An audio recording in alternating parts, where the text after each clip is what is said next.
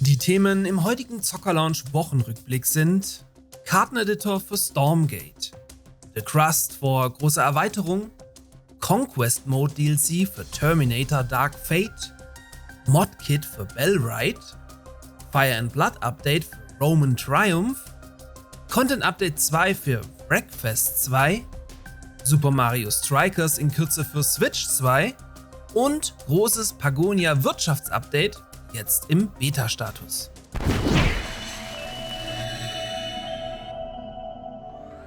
Dieser Wochenrückblick wird euch auch diese Woche von meinem Partner Instant Gaming präsentiert. Bei Instant Gaming erhaltet ihr in der Regel alle Videospiele zum Teil deutlich günstiger als auf den Hauptplattformen und könnt so jede Menge Geld bei eurem liebsten Hobby sparen. Daher kann ich euch heute auch mit The Crust und Terminator Dark Fate 2 Schnäppchen ans Herz legen, dazu aber gleich noch mehr. If you have been wondering why they called it Stormgate, if there aren't any actual Stormgates. Hand aufs Herz. Stormgate hat es nicht leicht und ist laut aktuellen Spielerzahlen dank einem völlig vermasselten Free-to-Play Early Access Start massiv von den Spielern abgestraft worden und damit quasi schon, tot. Das hält das Team hinter Frostgiant aber offensichtlich nicht davon ab, die weiße Fahne zu hissen, welche hingegen das Spiel weiterhin mit Content füttern. So wurde zum Beispiel die Singleplayer-Kampagne von Grund auf neu gestaltet und mehr an das große Vorbild StarCraft 2 angeglichen und auch die namensgebenden Stormgates ins Spiel integriert. Im nun folgenden Update wird das Spiel außerdem um einen Karteneditor erweitert, in welchem man dank praktischer Spiegelfunktion kinderleicht E-Sport-taugliche Multiplayer-Maps entwerfen können soll. Wer Fan von klassischen Blizzards RTS-Spielen wie StarCraft oder Warcraft ist, sollte zumindest mal einen Blick riskieren, auch da das Grundspiel nach wie vor kostenlos angeboten wird.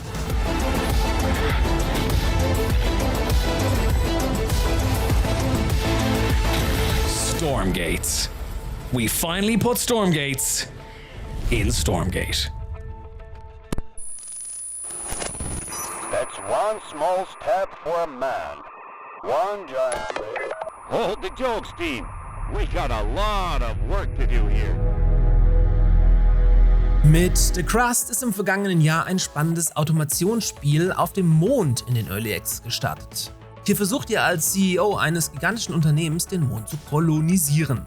Aktuell läuft hier die Beta für das kommende New Horizon Update, welches dann dementsprechend auch für alle in Kürze erscheinen sollte. Das Update ergänzt das Spiel um Helium-3 Außenposten, überarbeitete Förderanlagen und Verteiler sowie eigene konstruierbare Drohnen. Dazu gibt es mit Transportkanone, Datenzentrum, KI-Zentrum, Biogenerator und Thermonukleargenerator diverse neue Module. Obendrauf wurde der Forschungsbaum überarbeitet, ein neuer Bergbaualgorithmus für Drohnen implementiert und ein ganz neuer Sandbox-Modus ergänzt, in dem ihr dann frei bauen dürft. Ich hatte bisher viel Spaß mit The Crust und möchte es euch daher empfehlen. Zumal ihr es bei meinem Partner Instant Gaming schon für 16,50 € mitnehmen könnt. Mit einem Kauf über meinen Partnerlink unterstützt ihr dabei zusätzlich diesen Kanal.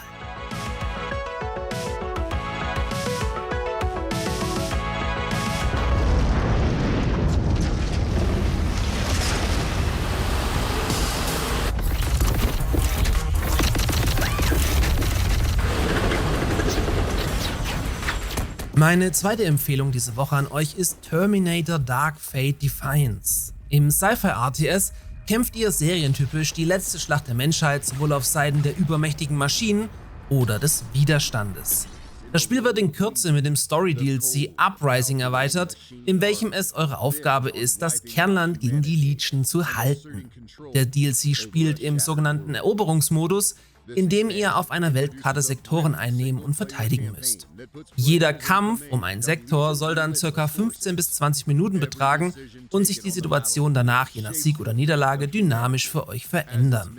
Terminator Dark Fate erzeugt eine drückende Spielerfahrung, in welcher ihr ständig unter Druck steht und es nie langweilig wird. Das gelungene Grundspiel gibt's bei Instant Gaming für 16,70 € und damit je nach Rabatt zwischen 13 und saftigen 20 € günstiger als auf Steam direkt. Auch hier eine klare Empfehlung. Units and crafting reinforcements to completing objectives that unlock additional energy and control slots.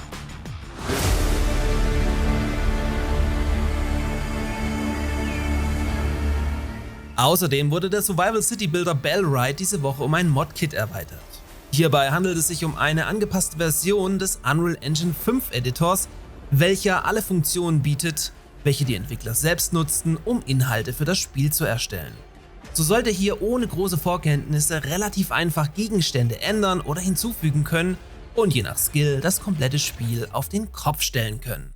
Bellride ist aber auch ohne Modding definitiv eine Reise wert und aktuell für 23,19 € auf Steam im Sale, daher ausnahmsweise dort kurzfristig günstiger als auf Instant Gaming.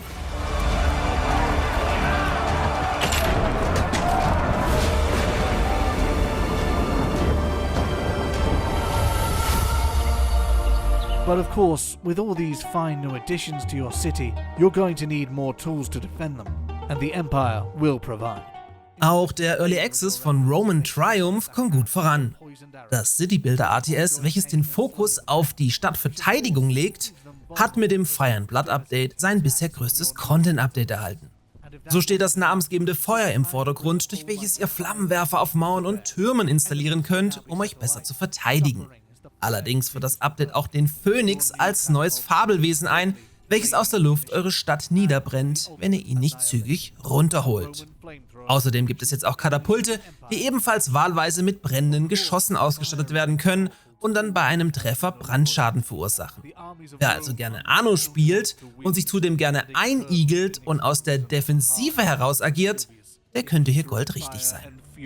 Sent to punish the excesses of your civilization. Your defenses will be tested. Destruction!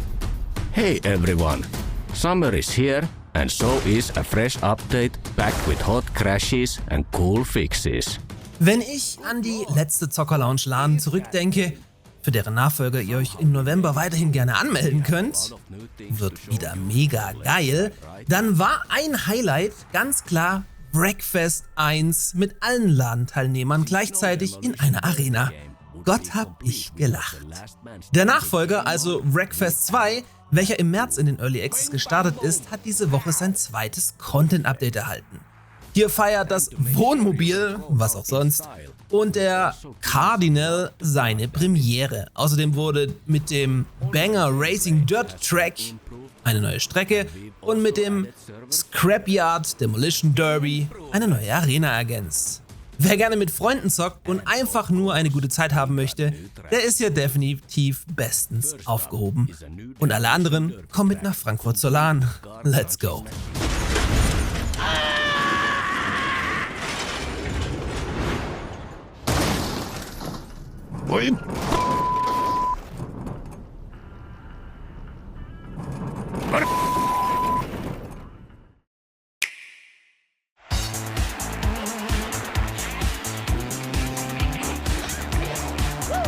Die Nintendo Switch 2 wird zudem kommende Woche um den GameCube-Klassiker Super Mario Strikers erweitert, welcher als der beste Teil der Serie gilt und auch heute noch viele Fans hat. Wie man im Trailer entnehmen kann, scheint der Klassiker über einen 16:9 Modus zu verfügen und sieht dank Upscaling überraschend gut aus. Neben Mario Fußball soll die GameCube-Bibliothek in den nächsten Wochen außerdem um Super Mario Sunshine, Fire Emblem, Pokémon XD, Chibi Robo, Luigi's Mansion und Pokémon Colosseum erweitert werden.